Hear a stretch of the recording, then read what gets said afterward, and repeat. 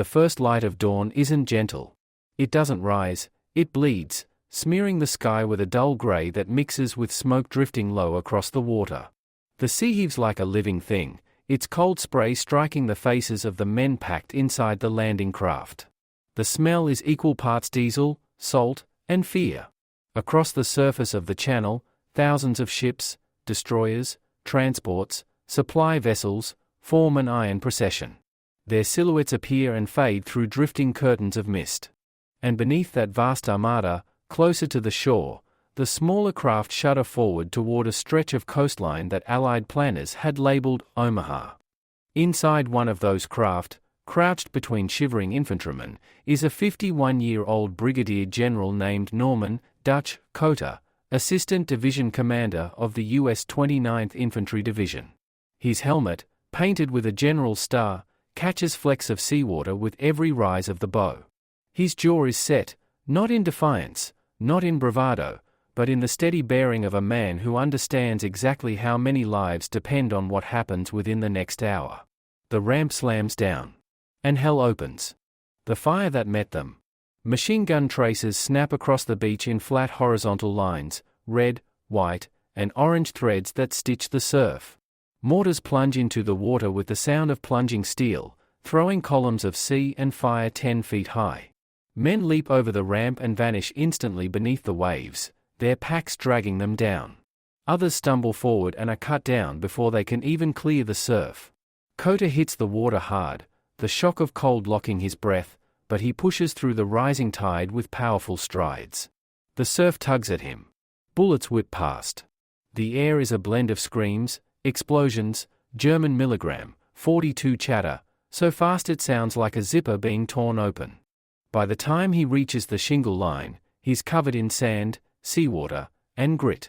Around him, clusters of soldiers crouch behind the seawall, men from the 116th Infantry Regiment, the first assault waves of the 29th. They are pinned, stranded, and rapidly breaking apart under the most intense fire the U.S. Army has faced since the Civil War. Bodies litter the beach. LCVPs burn offshore. Smoke rolls in uneven sheets, thinning just enough to reveal the nightmare above them, the steep bluffs, German bunkers carved into the hillside, and the muzzles of heavy guns flashing in the early morning light. This was the one beach on D-Day that was never supposed to fail. It is failing. Cota feels the truth instantly. If the men stay here, the invasion dies here. Pinned beneath the seawall. A young lieutenant slams into the sand beside him, gasping. His eyes are wide, too wide. "Sir, we can't, everyone's pinned. The firing's too heavy to cross the beach." Cota grabs the officer's shoulder, not roughly, but firmly enough to pull the man's gaze back from panic. "Lieutenant," he says, his voice steady over the chaos, "you're not pinned. You're paused. Get your men moving." He sees the hesitation. He sees the disbelief. And he knows he must do more than order, he must show. Cota rises.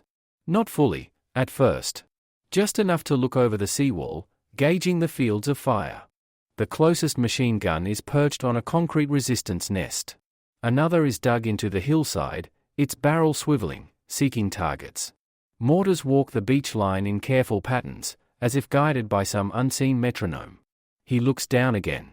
The men around him are shaking. Some clutch their rifles so tightly their knuckles whiten under the grime. Others stare at nothing, lost in the paralyzing shock that comes when battle refuses to match the rehearsals. There is no officer conducting careful coordination. No radio net giving coherent orders. No plan surviving contact. Just chaos. Just fear. And just one general who refuses to accept paralysis. "We are going in." Cota doesn't kneel again. This time, he stands. An American general, upright on a beach where anyone standing lives for seconds, if that. Bullets snap past him, punching sparks off the metal scraps scattered along the seawall. But he doesn't flinch. He looks down at the men. "Get up," he says. Not shouted, spoken. Clear. Commanding. Unmistakably calm amid frenzy. "We are going in. Follow me." Some of the soldiers stare at him as if he's insane. Others blink, stunned. But the effect is immediate. The paralysis cracks. Cota gestures toward a narrow defile, one of the potential exit points, clogged with wire obstacles and partially obscured by smoke. "We move through there," he says. "When I start running, you run. Don't stay here. There's only one direction today, and that's forward." Nearby, a staff sergeant crawls up to him, shaking water from his eyes. "General, are you sure that's—" Cota cuts him off with a half-smile that contains no humor. "Sergeant, the only men who are going to survive this beach are the ones who fight their way off it." And then he steps away from the seawall. Through wire and fire. He moves quickly, not recklessly, zigzagging across the sand, using impact craters as improvised cover.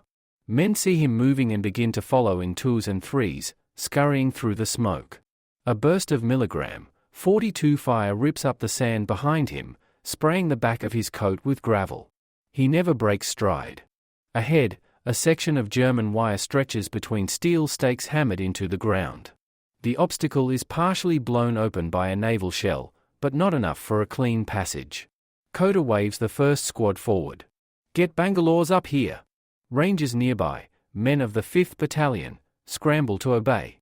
The long torpedo-like charges are slid forward, ignited, and shoved under the wire. Cota crouches beside them, timing the fuse. "Fire in the hole." The explosion rips a wide gap in the obstacle, throwing shards of metal and earth into the air. Smoke billows out, thick and acrid. Cota stands again and points through the blasted opening. "Move! Move!" The infantry rushes through, shouting, slipping in the churned sand. The Germans fire wildly, adjusting their aim too slowly to counter the sudden movement. This is the first breach. The first moment the beach stops being a killing ground and becomes a battlefield. "Rangers! Lead the way!" A cluster of Rangers gathers near him, men blackened with smoke and seawater. Their commander shouts over the barrage, "General, what do you want us to do?" Cota's answer becomes legend. "Rangers! Lead the way!" They sprint forward instantly, toward the bluffs, toward the mouth of a narrow draw choked with mines and obstacles. They don't wait for orders because they've just been given something far more powerful: direction, determination, permission to seize initiative. And behind them, emboldened, more infantry begins to follow. The beach is still lethal, but it is no longer frozen. Something fundamental has shifted. One general stood up, and others are standing because of it. The psychology of survival.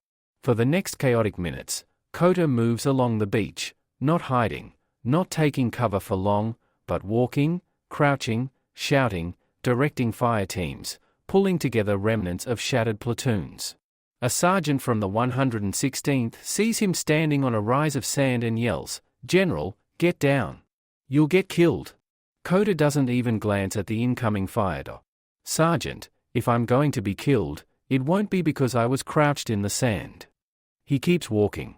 A private runs up, breathless. "Sir, we are leaderless. Our officers." "Then you're in charge now," Cota says without stopping. "Find whoever's left. Form a group. Take that bluff." "But, what's our objective?" Cota points with his chin toward the hillside.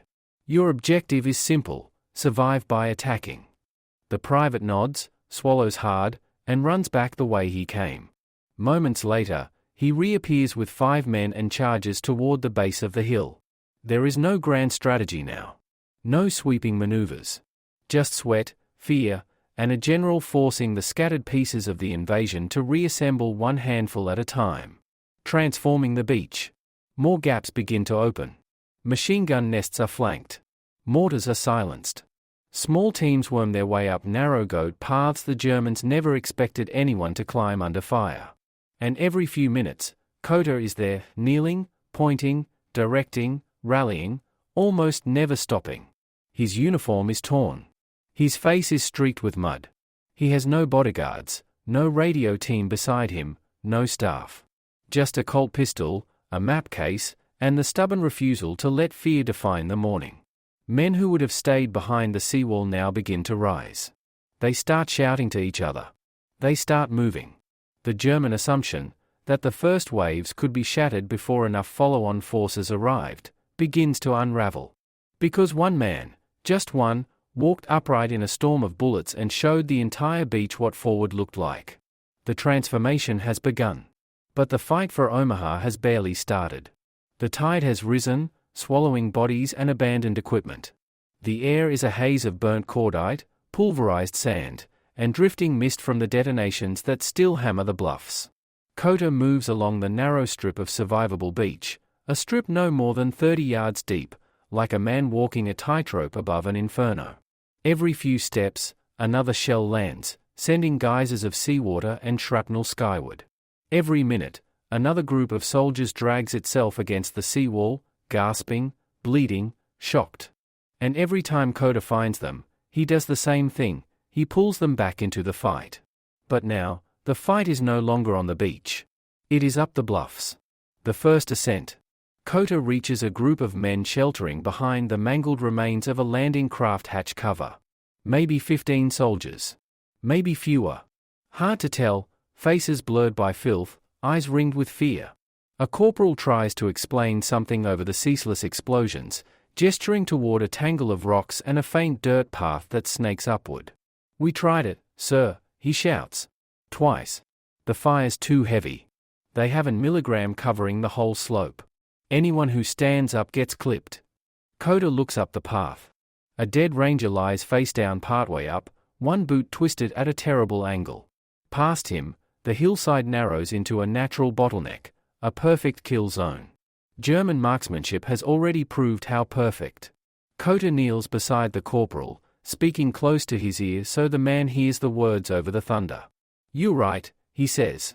"If you go straight up, they'll cut you to pieces." He points, not at the path, but to the right, toward a jumble of ancient hedgerow roots and a steep seam of shale barely visible between thick shrubs. "Go up there," Cota says. "Not where they're expecting. Take 2 men first. Low and quiet. The rest follow once you get halfway." The corporal blinks at the slope, at the impossible angle, at the way it crumbles into the surf below. "General, that's barely a path." "It doesn't need to be a path," Cota answers. "Just a direction." The corporal swallows, nods, and turns to his men. "All right, you heard the general. On me." 2 privates follow him, crawling like spiders along the jagged seam. The hillside shifts under them. Stones slip, bouncing noisily down toward the surf. One German machine gunner hears the sound and sprays the slope wildly, but the bullets pass too high, ricocheting off stone. Cota watches the trio climb, judging their progress not in feet but in heartbeats. After a minute, he waves the next group forward. Then another. Then another. It isn't a dramatic assault. It isn't glorious. It's a slow, grinding ascent on hands and knees. But it is movement, and movement is life. Fire on the draw suppressed that nest. Farther along the beach, another problem grows, a German strongpoint designated Widerstandsnest 62. It sits like a steel mouth over the main draw, vomiting fire down onto the Americans. A heavy milligram, 42 rattles from a pillbox slit, its rounds shredding the sand in long diagonal sprays. Cota sprints toward a group of Rangers crouched behind a low dune. Their squad leader, a lean Texan with a Thompson slung tight across his chest, points toward the nest. "We've been trying to get close enough for grenades, sir," he says. "Can't get within 20 yards, there's a trench line feeding them ammo." Cota glances up the dune ridge. He sees something others have missed. A line of brush. A fold in the terrain. Not much cover, just enough. "Sergeant," Cota says, "you take your best shotgunners and rifles. Lay suppressive fire on that slit. Keep their heads down." He calls to a nearby demolition team, 2 men with satchel charges and a single Bangalore section. "You're with me." The sergeant blinks. "Sir," with respect. But Cota is already moving. They crawl first. The brush hides them for 30 or 40 feet, the machine gun fire churning sand just ahead. The Rangers unleash a sudden burst of fire, shotgun blasts, Garand cracks, Thompson chatter, slamming the pillbox aperture with enough force to keep the German crew momentarily blinded. "Now," Cota whispers. The demolition men sprint the last 15 yards, hurling the satchel charge against the steel door at the rear of the pillbox. Then they dive behind a chunk of concrete. The explosion shudders through the dune like a small earthquake. Smoke blasts out of the entrance. Shouting, German voices, panicked, follow. Move! Cota shouts. Clear it. Rangers surge over the ridge, firing into the broken doorway. Grenades roll inside. A second blast. A scream. Then silence. One bunker down. A dozen more to go. But the momentum is shifting. Shattered units become fighting companies. Cota moves again. Always moving, always scanning for the next pocket of paralysis. He finds a group of men from the 116th Infantry surrounded by rubble and debris. Some are from Company A, others from Company G. Nothing is intact. No one knows who's in command. Their officers are dead, wounded, or missing. Cota approaches, voice cutting through the chaos like a steady metronome. Who has experience leading a squad? A sergeant raises a hand. You do now, Cota says, pointing to 30 men. This is your squad. Break them into fire teams. Your objective is that ridge. Another soldier, barely 20, looks up at him. But sir, we are not rangers. We are not trained for. Cota grabs his shoulder. Right now you're assault troops, he says. That's all you need to be. The young man nods, jaw tightening. He lifts his bar, motions to others, and begins moving. A single, steady voice has turned disorganized survivors into a functioning unit. The German view. Up on the bluffs, German defenders peer through firing slits and trench lines, watching something they can't quite grasp. The Americans, who had been pinned, motionless, are now dispersing in irregular shapes. They're using smoke. They're using angles of approach the defenders had dismissed as too steep or too exposed. Small groups flow upward like streams finding cracks in a dam. A German NCO shouts down the trench, Achtung! They are coming up everywhere. Not just on the path, look. He points to a shrub line where a handful of US soldiers are crawling with bayonets fixed. Another soldier mutters, but they were trapped. How are they? No one answers. Because even the defenders don't understand the shift. But they feel it. Cota at the top of the bluff. 1 hour later, after coordinating attacks up 3 separate draws, Cota climbs toward the top of a ridge alongside a group of 29th Division infantry. His breath is heavy, his uniform torn open at the sleeve, his boots caked with mud and blood, some German, some American. A young private ahead of him fires a burst into a trench. Another soldier tosses a grenade over the lip. The blast echoes across the ridge. A German soldier stumbles out, hands raised, shouting, "Kamerad! Kamerad!" Cota doesn't stop. He moves past the prisoner, past the bodies, past the shattered concrete of another neutralized bunker. At the very top, where the view stretches down over the entire sweep of Omaha Beach, he finally pauses. What he sees is staggering. The beach is still choked with smoke, wreckage, and chaos. But now there are Americans moving off the beach. Small clusters. Pairs. Entire platoons beginning to form. Soldiers emerging from the surf and heading inland, not in lines or formations, but with purpose. The beachhead is no longer collapsing. It is expanding. Cota looks toward the east, where the British forces from Gold Beach are expected to link up. Toward the west, where American troops from Utah Beach advance inland. The link between them, the link Omaha was supposed to provide, is forming. One ridge at a time. One gap at a time. One decision at a time. He breathes hard, watching the movement below. Not according to plan, he mutters, but it's happening.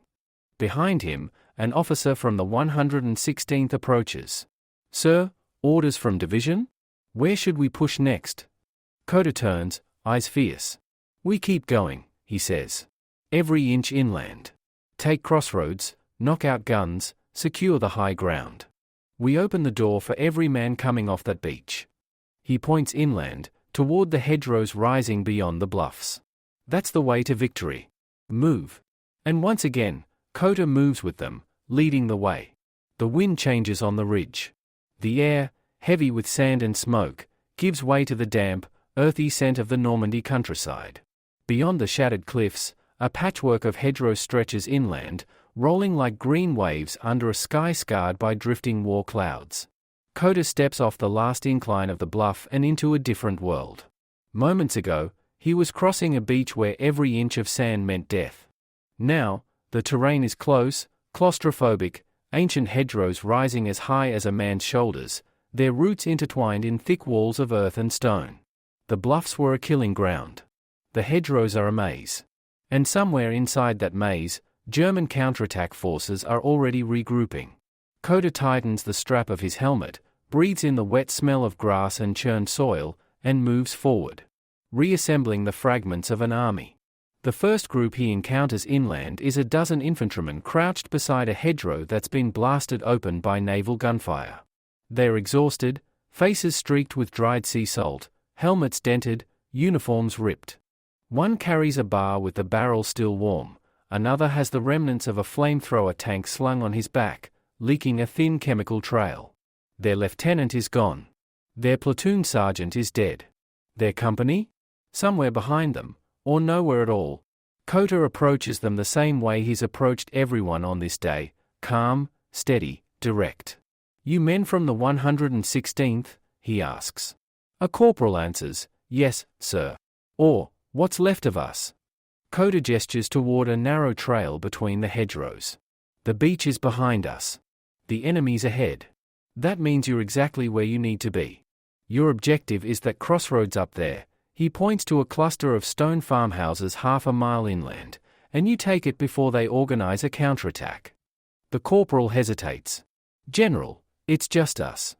Cota looks him dead in the eyes. "Then it's up to you." The corporal swallows, nods, and motions for his men to move out. Another fragment of the U.S. Army becomes a fighting unit. The sound of counterattack. A sharp crack echoes across the fields, rifle fire. Then another. Then the unmistakable chopping sound of a milligram, 34 firing in short bursts. Cota and the small command group with him, just a handful of officers and runners, duck behind a hedgerow. A messenger from the 29th Division stumbles toward him, panting. "General." German troops moving from the west, possibly from the 352nd Infantry Division. They're assembling beyond the next hedgerow line. Cota doesn't hesitate. "How many?" "Maybe 30, maybe more, sir. It looks like they're probing for our flank." He looks down the left-hand trail. A line of infantry, Americans, but scattered, are advancing without proper cover. If the Germans hit them now, "Get me anyone who's combat capable," Cota says. "Rangers, infantry, engineers, I don't care what unit. I want a blocking force on that hedgerow in 5 minutes." Then he moves, again ahead of schedule, again toward the sound of danger. "Use the corners." He reaches the hedgerow facing west just as German riflemen begin firing through the branches. Bullets snap through leaves, thumping into the earth. Cota waves his men low. "Use the corners," he shouts. This is a lesson many Americans don't know yet. Hedgerow fighting is unlike anything they trained for in England. The hedgerows form labyrinthine fields where the corners, those narrow angular turns between walls of earth, are the choke points. German infantry knows this. American infantry does not. Not yet. Cota crouches beside a sergeant from the 5th Rangers. "Get 2 bar men on the left corner," he says, pointing to a shadowed angle of the hedgerow. "Riflemen on the right. Grenadiers center. When I give the signal, we hit hard and we go through." The sergeant grins, teeth white against a face smeared black with smoke. "Like a door breach, sir." "Exactly like a door breach," Cota says. "Except the door shoots back." German grenades arc over the hedgerow, bursting against the far side in deafening blasts of dirt and metal. Shards rip through leaves, showering the Americans with debris. "Ready!" Cota shouts. Baz open fire first, stitching the corner with heavy slugs. Riflemen lean into the hedgerow, firing blind into the branches. Then, with a deep breath, "Now! Move!" The Americans burst through the corner in a sudden, violent push. Cota follows behind, pistol in one hand, map case slapping against his hip. A German machine gun crew tries to swing their weapon around. A ranger cuts them down with a short burst from his Thompson. Another German tosses a grenade but is shot before it leaves his hand. The field is taken. The counterattack, stopped before it starts. We're the line now. Cota looks around. More men arrive, some from the beach, some from the cliffs. A half-dozen engineers run forward carrying demolition charges. A medic kneels beside a wounded German, applying a bandage even as bullets crack overhead. Cota steps onto a small stone mound, looks over the field, and raises his voice. "All right, listen up. This hedgerow is now your line. We hold it. More units are coming off the beach, and they need this flank secure. You keep the pressure forward." He points across the next field, where the hedgerow wall forms a natural corridor toward the inland objectives. "We are pushing to St. Laurent. We are pushing to the crossroads. We are pushing until there's no more German line left to push." A private from the 29th Division, mud-streaked and trembling, looks up at him. "General, what if they counterattack again?" Cota looks the young man over, his fear, his exhaustion, his uncertainty. Then, Cota says, "We counterattack faster." The private nods, exhales, and grips his rifle. Momentum. That's what Cota is building.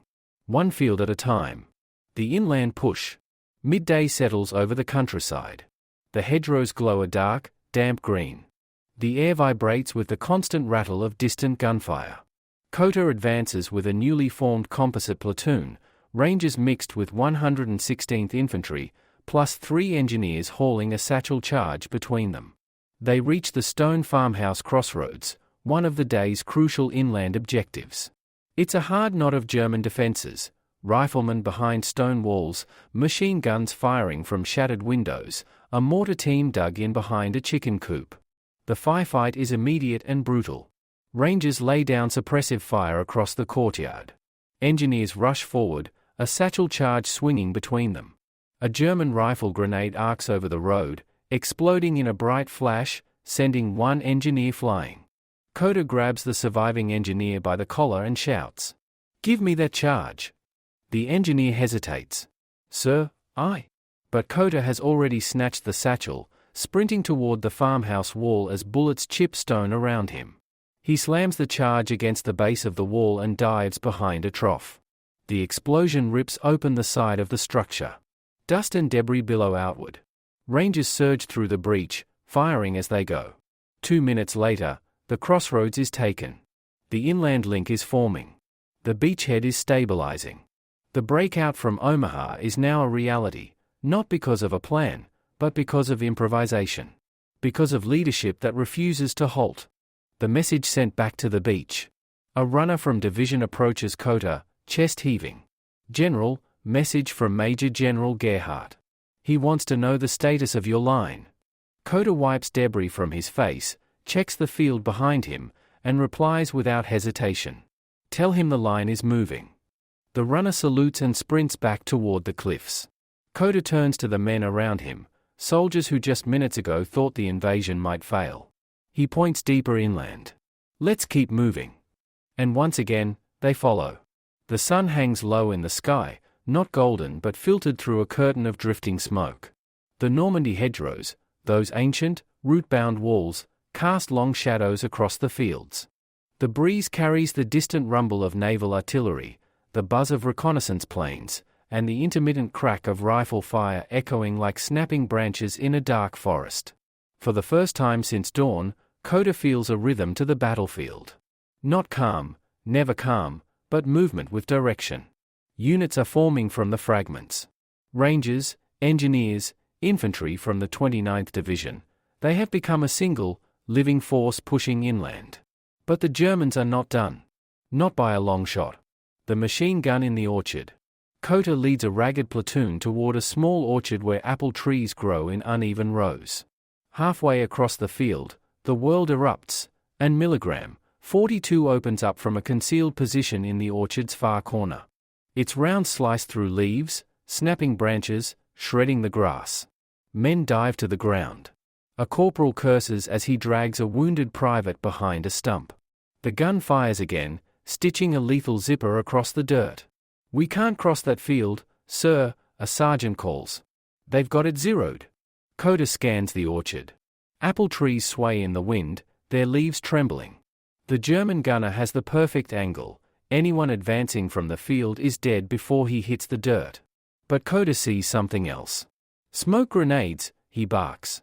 2 Rangers pull the bright canisters from their gear and yank the tops. Thick plumes of white smoke billow outward, curling along the ground. Cota waves the platoon forward. Low. Crawl. The men move, some dragging themselves by their elbows, others pushing forward on hands and knees. Bullets rip blindly through the smoke, but the pattern is broken now. The German gunner fires too high, then too low, then too wide. Cota moves with the lead element, crawling so close to the earth he can smell the crushed apple leaves beneath him. The air is hot with smoke and dust. When they reach the edge of the orchard, the smoke thins. The machine gun nest sits behind a pile of broken stones and wooden crates. 2 Germans feed the belt. A third scans the field for movement. Cota signals silently, fist, then 2 fingers. 2 men rise. A grenade arcs through the air, landing at the gun's base. The explosion rips through the nest. The surviving German staggers backward, stunned. A ranger finishes the fight with a short burst. The orchard is theirs. Cota stands, brushing dirt from his uniform. Set a perimeter, he orders. More of them will be coming. And he is right. The sniper in the church tower. Beyond the orchard lies a small village, stone houses, narrow lanes, a church steeple rising above the rooftops. As the Americans advance, a sharp crack rings out. A private falls forward, dead instantly. A sniper. Cota ducks behind a low wall. He traces the shot's angle, and sees it, a glint from the church bell tower. Sniper in the tower, a ranger yells. Cota nods. Keep low. Suppress the windows. The rangers spread out, firing at the slits in the tower, bullets pinging off stone. But the sniper is good, patient, disciplined, firing only when he has a clean shot. Another man goes down. Cota thinks fast. The tower overlooks the entire approach. Leaving the sniper alive risks losing more troops. He calls out to an engineer carrying a smoke mortar. Get around in front of that tower, obscure his sight line. The engineer kneels, loads the tube, and fires. The smoke canister arcs upward, detonating in a cloud directly between the Americans and the sniper's roost. Rangers! Cota shouts. Up the left alley, move! They sprint through the narrow lane, boots hammering the cobblestones. Machine guns in a nearby barn open fire, but the Rangers flank them, entering through a side doorway. A burst of gunfire signals the threat neutralized. Cota leads a smaller team through a garden, past a stone fountain, and into the church's back entrance. The wood creaks under their weight as they ascend the spiral staircase. Halfway up, the sniper fires again, too late. A ranger kicks open the tower door. Shots ring out. Silence follows. Cota steps into the tower, looks down onto the village, then out toward the distant coastline. The beach, once a slaughterhouse, now shows signs of steady movement. Columns of men advance inland. Vehicles begin to appear. Medics guide litters through the chaos. The impossible morning has become a fighting afternoon. At the crossroads again. Messages stream in from scattered officers across the inland sectors. German machine gun nests eliminated. Anti-tank guns overrun. Draws secured. Units reunited. But one report hits hard. Enemy armor spotted forming near the Grand Camp Road. Possible counterattack force. Cota knows the German doctrine. They will counterattack before nightfall. They must. If the Allies dig in, the beachhead becomes permanent. Cota gathers what forces he has, maybe 40 men, a mix of rangers and infantry. He sends runners to pull stragglers from nearby hedgerows. Every rifle counts. They move toward the crossroads where several dirt roads intersect among stone farmhouses. Cota positions the bar teams at the corners, machine guns behind low walls, riflemen covering the fields. Engineers ready their last satchel charge. Then they hear it. Engines. Not tanks, thank God. Likely half-tracks. Maybe armored cars. But deadly all the same. A German armored car bursts from the hedgerow, its machine gun swiveling. It fires a burst, bullets chewing into a stone wall and sending fragments flying. Cota grabs a ranger's shoulder. Keep that gunner's head down. Bar fire erupts. The German turret jerks as bullets ricochet.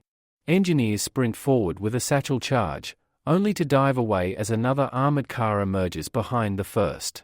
Back! Cota yells. Let the AT team fire.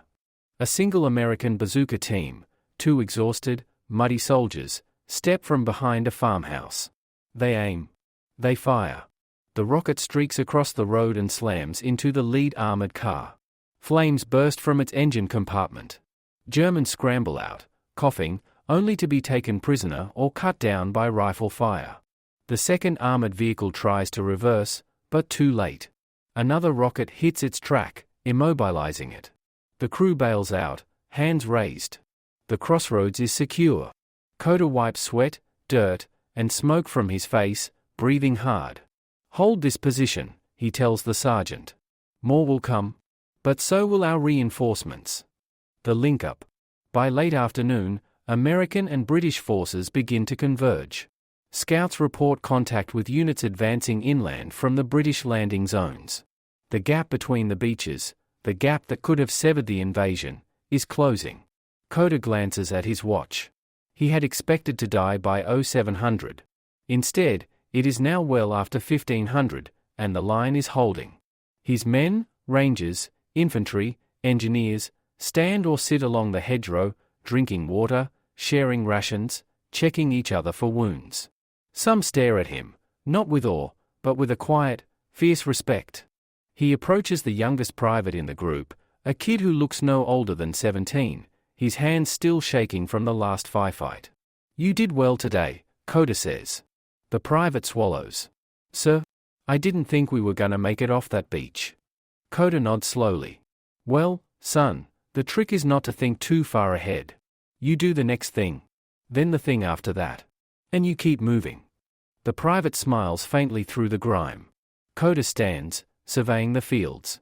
"We are not done," he says quietly. "This is only the first step."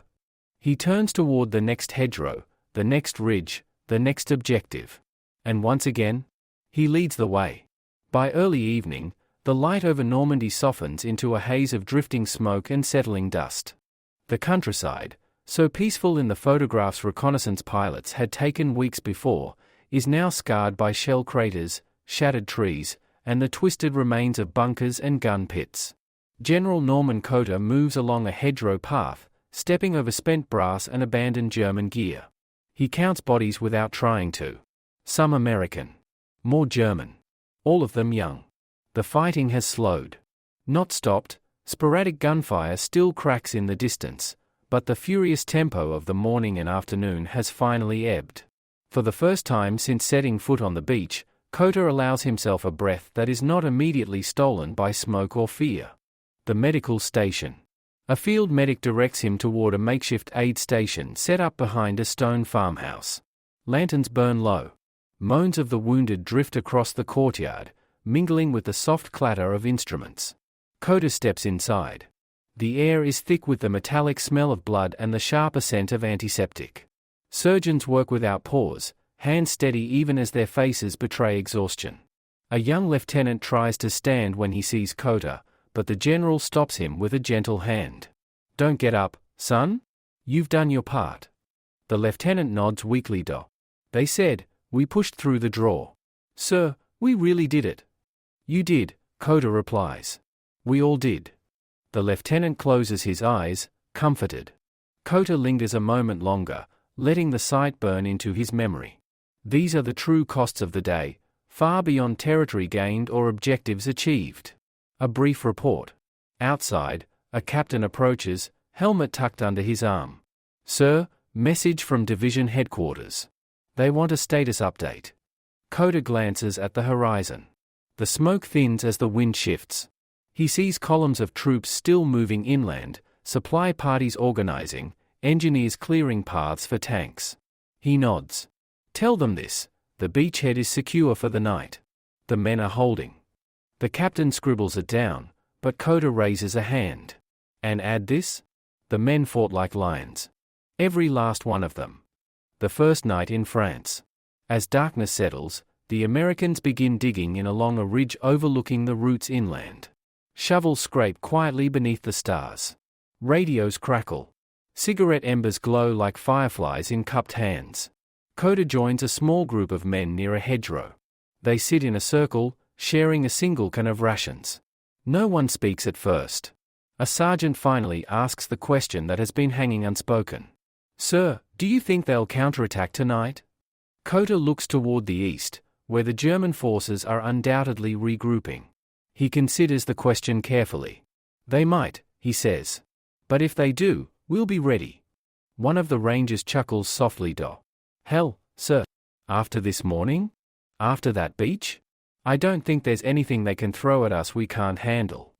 Cota smiles at that, just slightly. Don't tempt fate, he replies. But inside, he feels the same thing the Ranger does, a hard-won certainty. They had taken the worst the enemy could offer, on the worst ground possible, under impossible conditions, and they had prevailed. Reflection. Later, when the men settle into their foxholes, Cota walks alone for a moment. Tracer rounds arc faintly in the far distance, like angry comets fading into the tree line. The night air carries the soft rustle of hedgerows and the distant rumble of Allied ships still firing sporadically offshore. Somewhere behind him, someone starts humming a tune, quiet, weary, almost grateful. Cota stops at the edge of a field where the grass still bears the scars of earlier fighting. He crouches, runs a hand through the dirt. This soil, this foreign land, now holds the blood of Americans who had never seen Europe before today. Boys from Maryland, Iowa, New York, Texas. Boys who had stepped onto a beach under a wall of fire and refused to turn back. Cota straightens and looks up at the stars emerging through gaps in the clouds. He whispers it to the night, not as a boast, but as a promise. We are here. And we are staying. The dawn ahead. Just before he returns to the command post, a runner finds him. General, message from Corps. British made contact with our left flank. Airborne units holding the causeways. We've got a continuous line now. Cota nods slowly. The bridgehead is secure. The long campaign ahead, hedgerow by hedgerow, village by village, will be brutal. But the foothold is real. The door to Europe is open. He turns toward the darkened fields where his men rest. Tomorrow, they will push farther inland. Tomorrow, they will fight again. But tonight, this one night, they have earned the right to breathe. Cota steps back into the dim light of the command post, ready to prepare for the next day. D-Day is ending. The war is just beginning.